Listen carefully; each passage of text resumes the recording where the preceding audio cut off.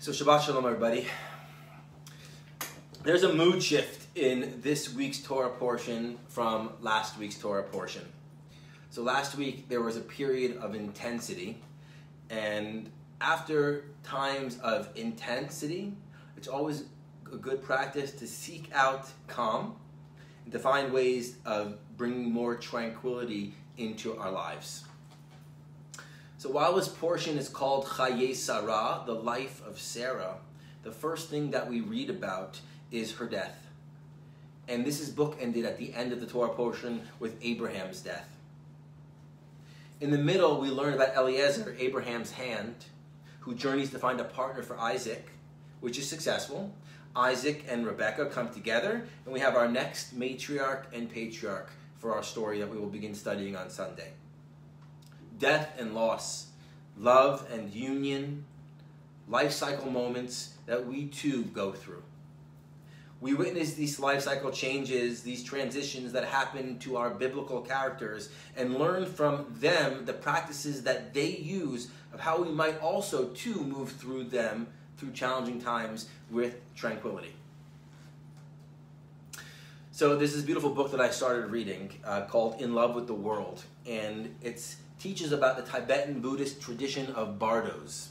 Okay, Yongey Mingyur Rinpoche, he teaches us, he explores that there are 6 stages of life and death transition known as Bardos.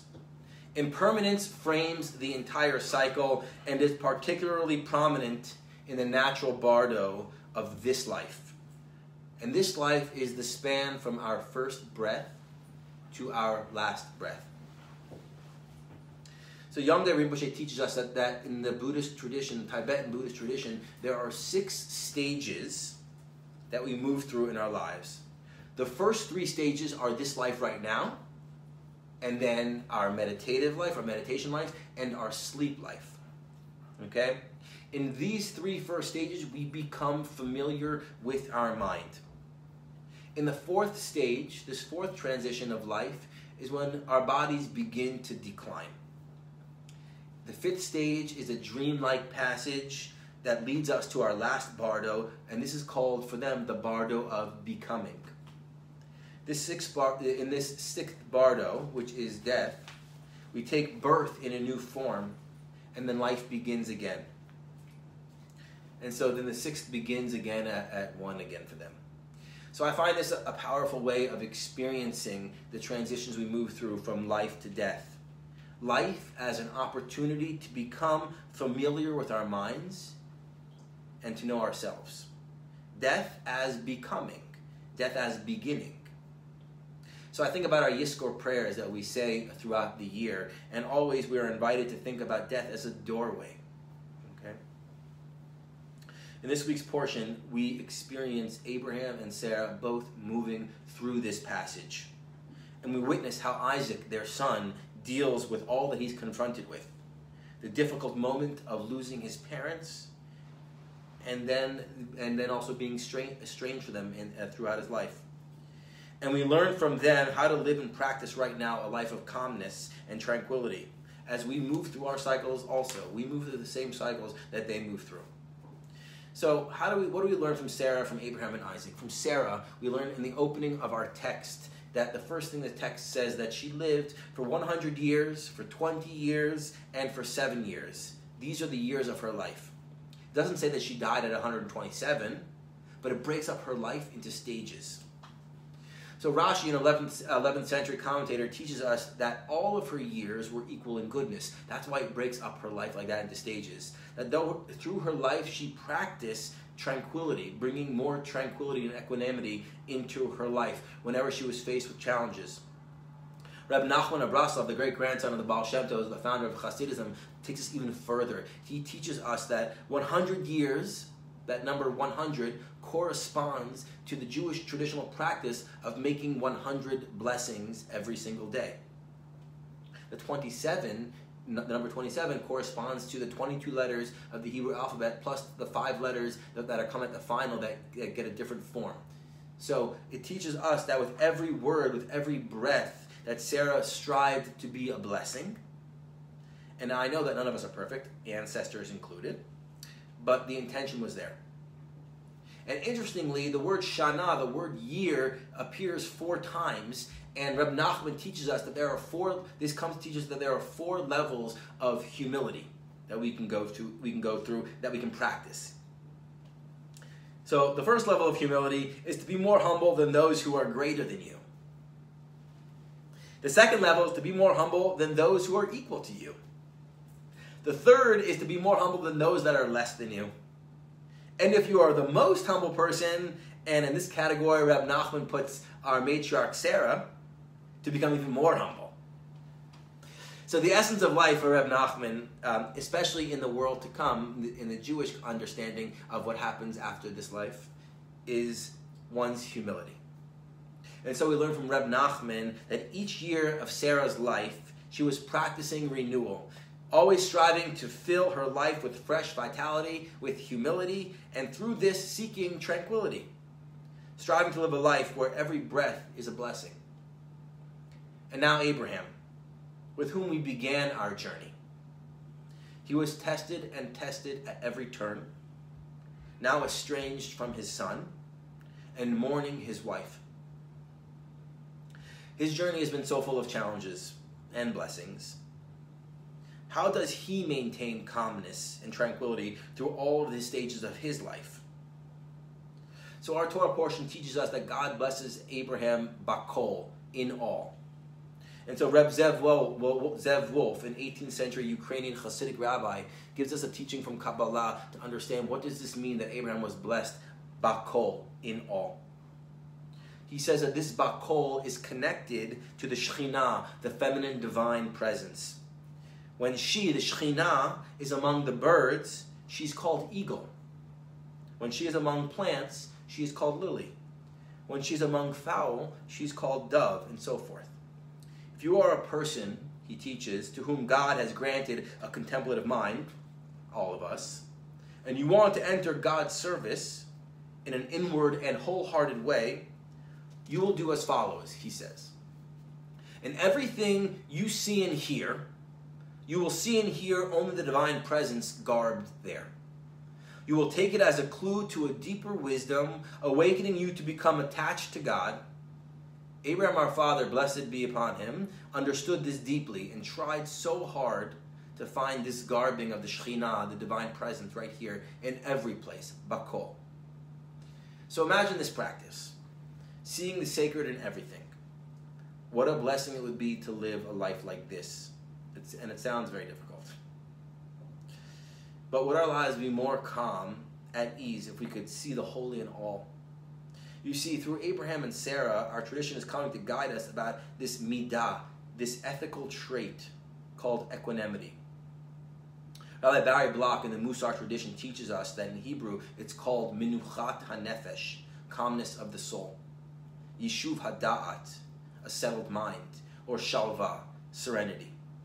It is a state of being through which a person can face any situation from turmoil to tranquility without being moved from the centered life.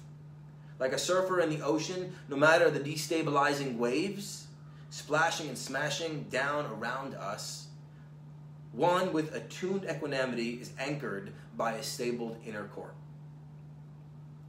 We each have to make our way through this world, and we're each doing the best that we can. As parents and as children, we do the best we can. Abraham and Sarah were Isaac's parents, the first matriarch and the first patriarch of our tradition. And while we learn these beautiful practices from them, we know that there was a family in the family that there is difficulties, which Isaac, in turn, had to move through also in his own way. Rabbinic sages teach us that after the trauma of the Akedah in last week's Torah portion, the binding of Isaac, and then his mother, Sarah's death, Isaac took a long leave of absence from his family. In the Torah text, we hear about him, but we barely hear a word from him.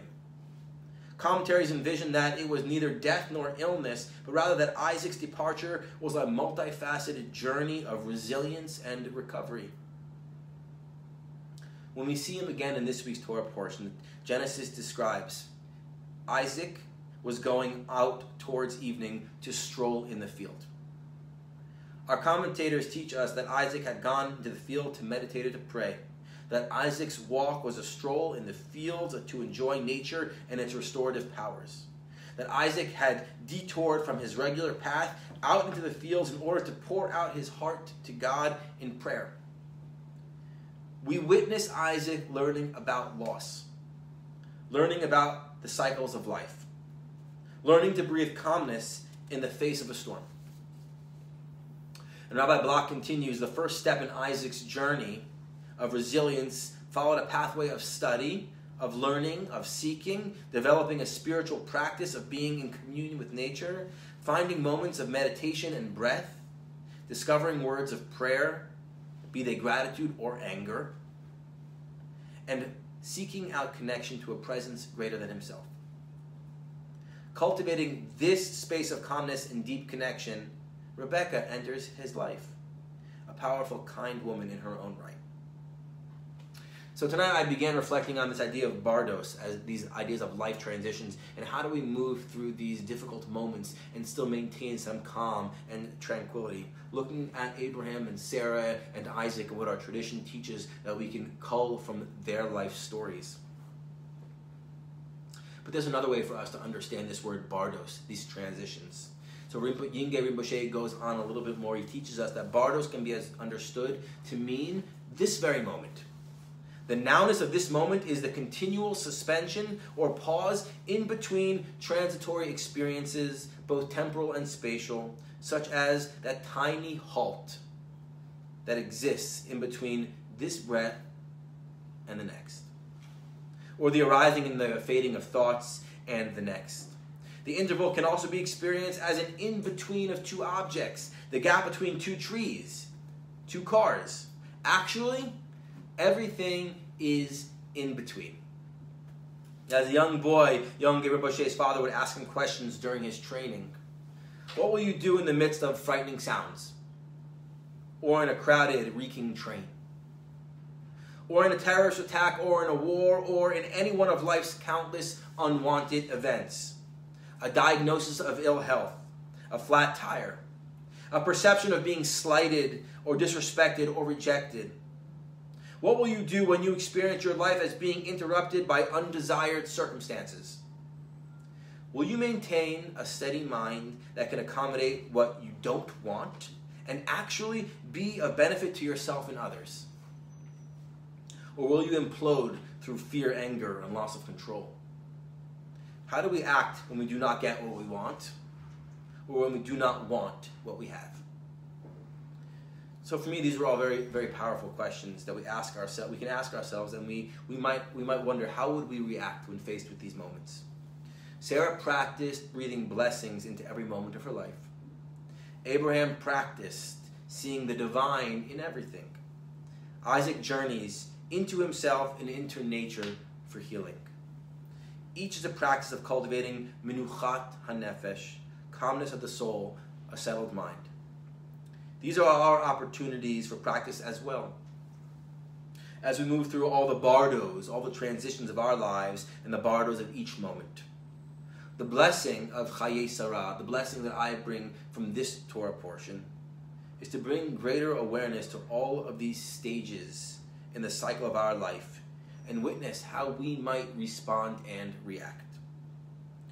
May we do the work that we need to do now, in each moment that we are presented with, that will bring us greater awareness through the stages of our life, and greater calm in our transitions. And I wish everybody a sweet Shabbat, Shabbat Shalom, as we transition back to another song.